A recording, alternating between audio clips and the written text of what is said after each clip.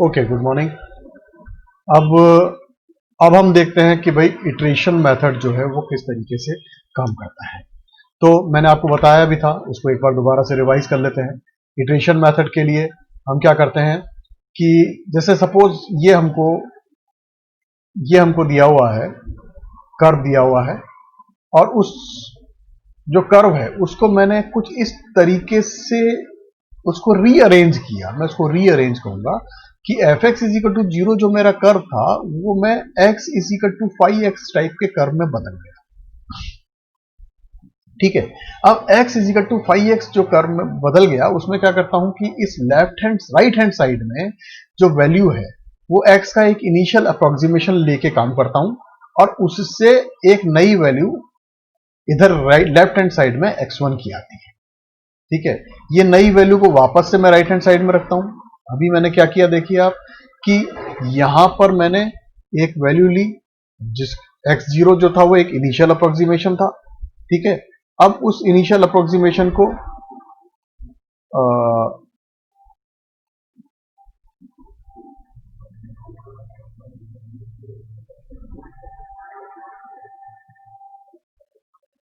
मैं आपको एक सेकेंड जरा,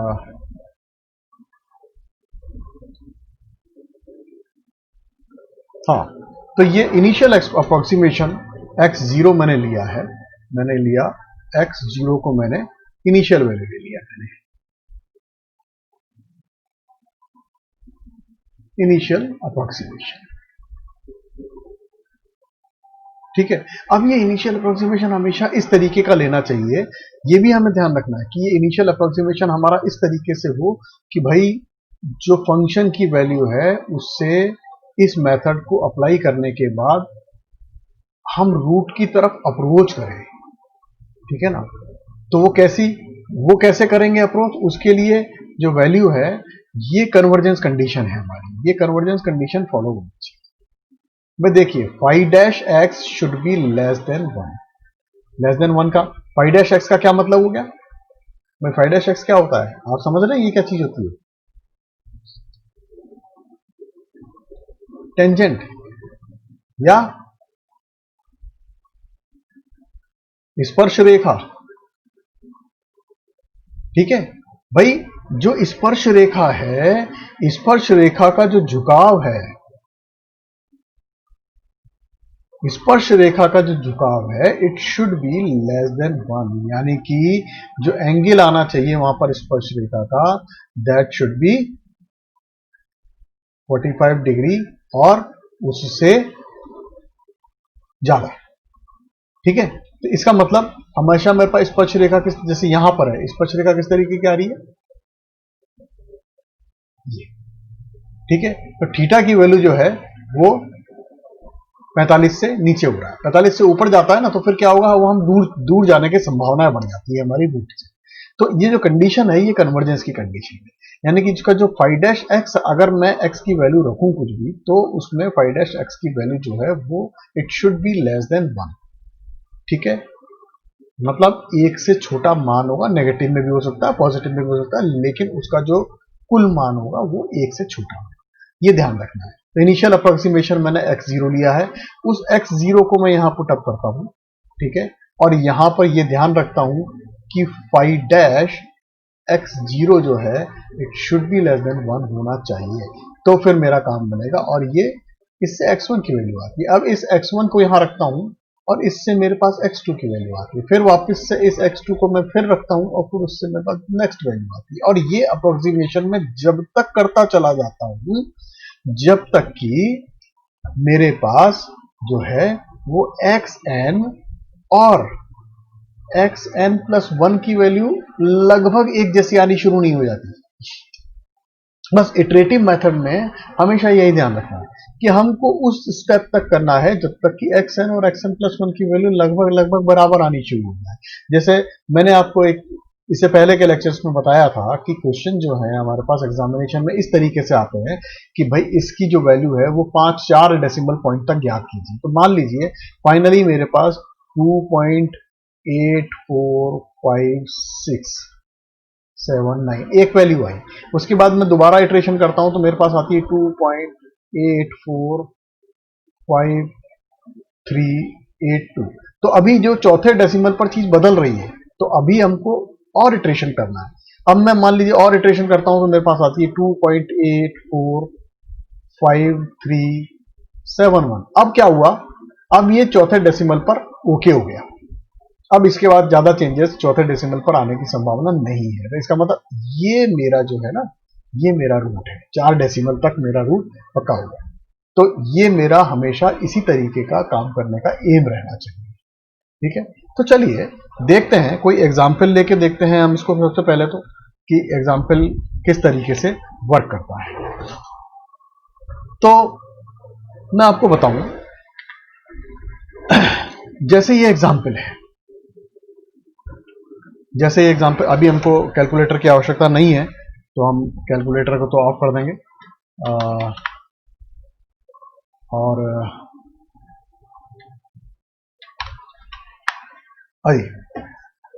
अब मैं एग्जाम्पल लेता हूं। एग्जाम्पल है मेरे पास, जैसे यहां पर एक नया एग्जाम्पल लेते हैं आपके अपन। ये है 2x minus log x base 10 is equal to 7। ठीक है, ये मतलब एक बहुत ही आसान सी, बहुत छोटी सी इक्वेशन ली है हमने। अब इसमें क्या करना है हमको, इटरेशन मेथड निकालने के लिए ये इक्वेशन जो है ना, इस इक्वेशन को हम इस तरीके से भी कर सकते हैं कि एक हम लें yx, एक इक्वेशन लेते हैं, it is equal to 2x minus 7, है ना, और ये या फिर ये log x, इस तरीके से ये इसके दो तरीके की इक्वेशन बन सकती हैं, दो चीजें बन सकती हैं। ठीक है ना, एक तो ये बात है, इससे ये जो दो फंक्शन आए ना, एक फंक्शन नंबर 1 और ये फंक्शन नंबर 2। ठीक है, ये फंक्शन नंबर 1 और फंक्शन नंबर 2 से हम एक इनिशियल अप्रोक्सीमेशन निकालते हैं, जो कि ग्राफिकल मेथड से निकाल सकते हैं। बेस्ट तरीका है कि हम ग्राफिकल मेथड काम में लें और इनिशियल अप्रोक्सीमेशन जो निकालेंगे, इनिशियल अप्रोक्सीमेशन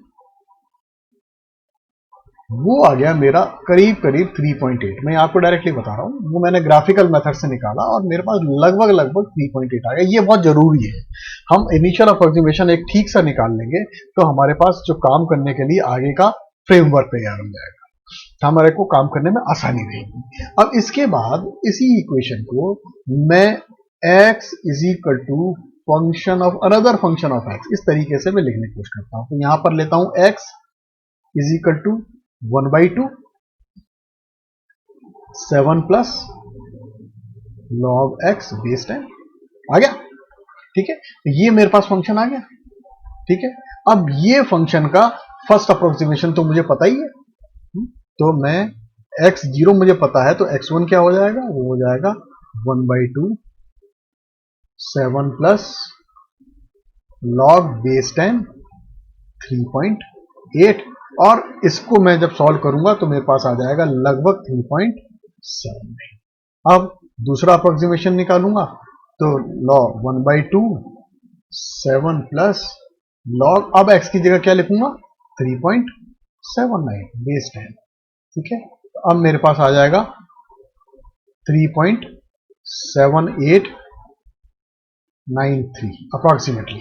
इसके बाद मैं तीसरा अप्रोक्सीमेशन करूंगा, x3 is equal to 1/2 7 plus log 3.7893 base 10। ठीक है, और ये वैल्यू आ जाएगी 3.7893। अब देखिए x2 और x3 बराबर है। ऐसा इतनी जल्दी ऐसा क्यों हुआ, इतनी जल्दी ऐसा इसलिए हुआ कि हमने पहले एक ठीक सा मेथड लेके, ग्राफिकल मेथड लिया हमने भले ही, लेकिन हमने एक मेथड लेके एक इनिशियल अप्रोच निकाली। अगर मैं ये 3.8 न लेके अगर ये मैं 3.6 लेता तो हो सकता है मेरे को 5 या 6 बार में ये वैल्यू आती, 5 या 6 बार में रूट मुझे मिलता। और अगर मैं कहीं कुछ गलती कर देता, 3.1 ले लेता शायद, तो हो सकता है कि मेरे पास कितनी भी कैलकुलेशन कर लूं मैं 3.79 पर नहीं पहुंच पाता। मैं बजाय कन्वर्स करने के मैं डाइवर्स कर जाता, रूट की तरफ नहीं पहुंचता बल्कि मैं दूसरी किसी साइड पहुंच जाता है। तो ये हमेशा ध्यान रखना है कि हम एक इनिशियल अप्रोक्सीमेशन सभी मेथड में एक इनिशियल अप्रोक्सीमेशन हम ग्राफिकल मेथड से या हम ट्रायल एंड एरर से, जैसा कि हमने बाइसेक्शन मेथड में किया था, उससे हम एक इनिशियल अप्रोक्सीमेशन निकाल लें, और वो इनिशियल अप्रोक्सीमेशन को जब हम अप्लाई करेंगे तो हमारे लिए बड़ी ही आसानी से जो है वो सही सही रूट हमको मिल जाएंगे। तो ये आपका इटरेटिव मेथड था। और मैं आपको ये बता दूं कि जैसे इटरेशन मेथड में हमने देखा था पहले भी कि यदि मेरे पास ये कंडीशन जो है वो फुलफिल नहीं होती है, ये वाली कंडीशन ग्रेटर देन 1 आ गया, तो क्या हुआ, ये यहां पर क्या हुआ, यहां पर टेंजेंट जो है वो इस तरीके से आया, आपका लाइन जो है वो इस तरीके से आई, तो अब दिक्कत आ गई। ठीक है ना, अब क्या हो रहा है, अब आप उतनी तेजी से आप नजदीक नहीं आ पा रहे हो, आपको दिक्कत आ रही है, और कोई जरूरी नहीं है कि आप नजदीक आओ ही, ये भी एक खास बात है। इसी तरीके से इस वाली साइड में भी हम देखें तो इस वाली साइड में भी यही होता है कि हम जितना ज्यादा इसका वैल्यू होता है फाई डैश एक्स का, जिस तरीके का वैल्यू होता है उस पर डिपेंड करता है बहुत ज्यादा। यहां पर क्या है, नेगेटिव वैल्यू है, तो अब हमको काफी सारी इटरेशन करनी पड़ रही है, जिससे हम उसके नजदीक आ रहे हैं, हम आते चले जा रहे हैं, लेकिन हमको काफी सारी इटरेशन करनी पड़ रही है। तो ये बात ध्यान रखने की। तो सीधी सी बात है कि जब भी इटरेशन मेथड करें तो एक इनिशियल अप्रोक्सीमेशन बहुत ही अच्छा हमको लेना है, इस बात का ध्यान रखें। ठीक है, अब नेक्स्ट लेक्चर में हम न्यूटन रैप्सन मेथड को देखेंगे और उसके बारे में जानने की कोशिश करेंगे, न्यूटन रैप्सन मेथड में क्या होता है, और उसका इनिशियल एक आइडिया हम ले चुके थे पहले से ही, तो उसके वहीं से शुरू करेंगे, दोबारा रिवाइज करेंगे हम उसको, और फिर हम कुछ एग्जाम्पल लेंगे और एग्जाम्पल से इस बात को समझने की कोशिश करेंगे। So until then, all the best.